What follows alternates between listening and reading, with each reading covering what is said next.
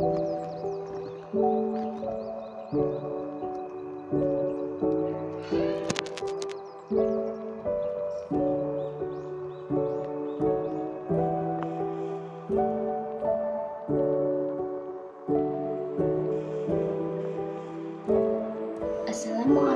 warahmatullahi wabarakatuh. Perkenalkan, nama saya Desta Amalia dengan NIM 2062222 dari Prodi Teknik Matematika UIN Kyai Haji Abdurrahman Wahid Pekalongan. Di sini saya akan memaparkan video tentang anti kekerasan sebagai tugas ujian akhir semester mata kuliah moderasi beragama yang diambil oleh Bapak Hufron. Anti kekerasan adalah kita tidak menimbulkan bahaya ataupun menyakiti seseorang dengan perbuatan dan sikap kita, baik secara fisik maupun non-fisik. Nah, apa sih yang dimaksud dengan kekerasan? Kekerasan adalah suatu perbuatan ataupun sikap kita yang dapat membahayakan dan menyakiti orang lain di sekitar kita. Nah, dalam konteks kehidupan, anti kekerasan itu kita tidak boleh menyakiti, tidak boleh berbuat, tidak boleh berpikir, tidak boleh membahayakan orang lain, dan tidak boleh mengganggu orang lain di sekitar kita, baik itu mengganggu secara fisik maupun non fisik. Nah, yang mengganggu yang di sini itu, yang dimaksud itu yaitu kita mengganggu mereka dengan ucapan kita, dengan sikap kita, dengan tindakan kita, dan juga dengan apa yang kita pikirkan. Itu tentang perbedaan kita dengan orang tersebut ataupun tentang hal lain.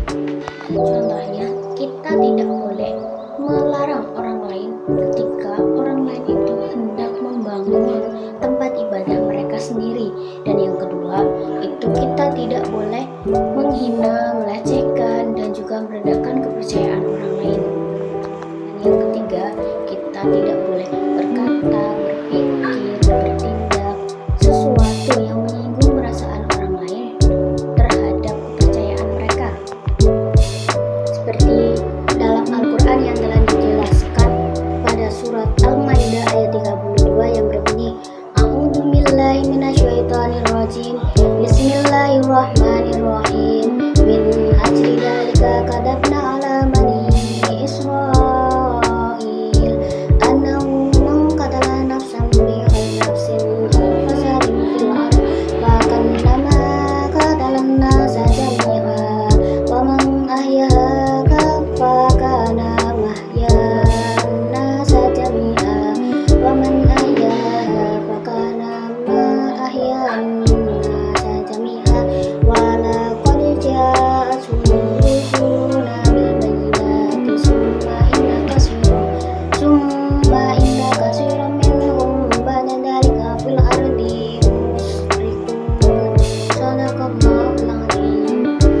Yang artinya, oleh karena itu kami menetapkan suatu hukum bagi Bani Israel bahwa siapa yang membunuh seseorang bukan karena orang itu membunuh orang lain atau karena orang tersebut tidak melakukan kekerasan ataupun kerusakan di muka bumi ini, maka sama halnya dengan orang tersebut telah membunuh semua manusia di muka bumi ini.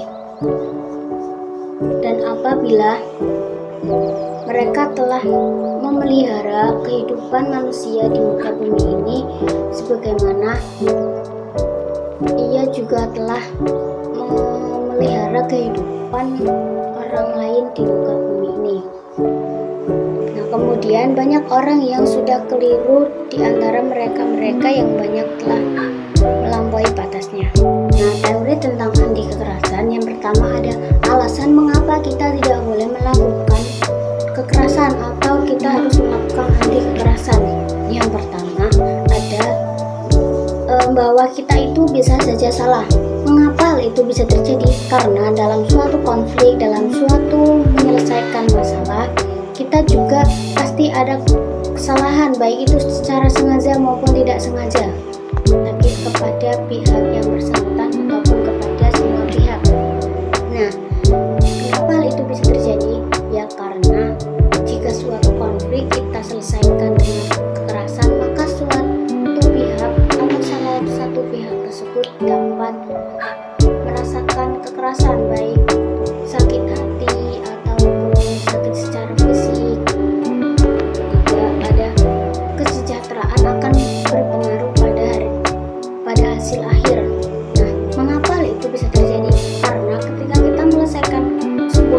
konflik dan kita menyelesaikannya itu dengan suatu kekerasan, dengan kita menyakitinya, dengan kita membahayakan akan keberadaannya dan kita mengganggu kehidupannya, itu maka kita setelah konflik itu selesai, kita akan merasa canggung dengan orang tersebut, kita akan merasa tidak enak, kita akan merasa bersalah dan lain sebagainya.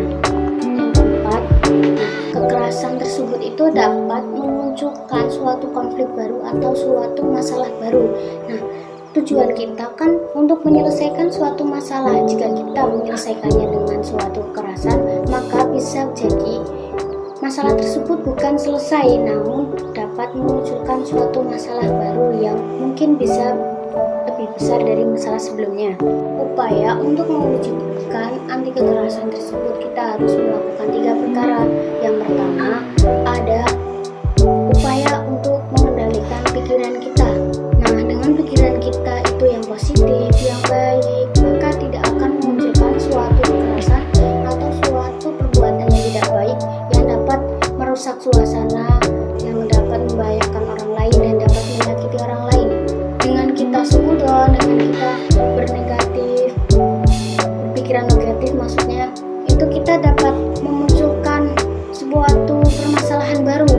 Nah, dengan kita berhusnuzon, kita berpikir positif, ya kita bisa mengendalikan emosi kita, kita bisa mengendalikan pikiran kita agar kita tidak melakukan suatu kekerasan, perbuatan dan perkataan. Dengan kita menjaga perbuatan kita, menjaga lisan kita, perkataan kita, dan apa yang kita ucapkan itu akan berpengaruh pada orang lain. Nah, contohnya, misal kita sedang konflik dengan teman kita. Nah, si A sedang berkonflik dengan si B.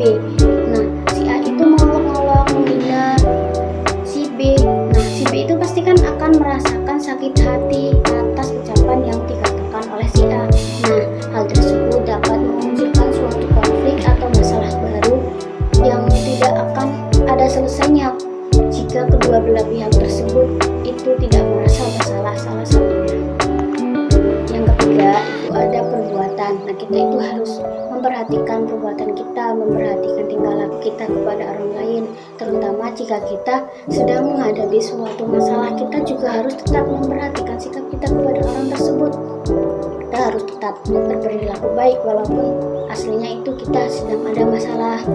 Kita juga harus melihat tempatnya di mana kita lagi ngapain, karena dengan kita melihat kondisi dan situasi orang tersebut, kita melihat kondisi dan situasi kita dapat mengerti keadaan beliau, maka kita dapat menyimpulkan suatu kesimpulan yang dapat menyelesaikan masalah tersebut. Berikutnya ada tafsir tahlil dari ayat yang tadi, yaitu ayat Al-Maidah, surat Al-Maidah ayat 32 yang berbunyi, min asli dalika katabna ala bani Israel annahu man kadama nafsa bi khairi nafsin aw fasadi bil ard wa kana ma qadalan nasa jami'a wa man ahyaha fa kana ahyan nasa jami'a wa laqad ja'akum rusuluna bil bayyinati summa anna kasira minhum ba'da dzalika fil ardi la musyrikun. Nah, dari surat tersebut Allah itu menafsirkan bahwasanya Allah itu akan mengampuni semua kesalahan orang lain atau manusia walaupun orang tersebut telah melakukan kejahatan, melakukan kekerasan, melakukan kerusakan di muka bumi ini, maka Allah akan mengampuninya. Analisis moderasi beragama yang ada dalam bab ini. Yang pertama itu kita harus menjaga keselamatan orang lain, karena keselamatan orang lain juga penting bagi kita. Nah, dengan keselamatan ini itu kita juga harus mempertahankan suatu hubungan baik antara kita dengan orang lain tersebut, dengan semua orang, semua makhluk hidup yang ada di muka bumi ini. Karena dalam kehidupan kita harus menjaga keselamatan orang lain, harus menjaga perasaan orang lain. Kita juga harus memperbaiki diri kita, harus berpikir positif, harus husnudon bukan suudon, dan kita juga harus berbuat baik bukan berbuat kekerasan, karena dengan berbuat kekerasan kita dapat memunculkan suatu konflik baru, dapat membahayakan orang lain dan dapat menyakiti orang lain. Nah, pada intinya dan kesimpulannya yaitu moderasi kali ini itu dapat kita terapkan dalam kehidupan sehari-hari, yaitu dengan menjaga lisan kita, dengan menjaga perbuatan kita dengan semua orang.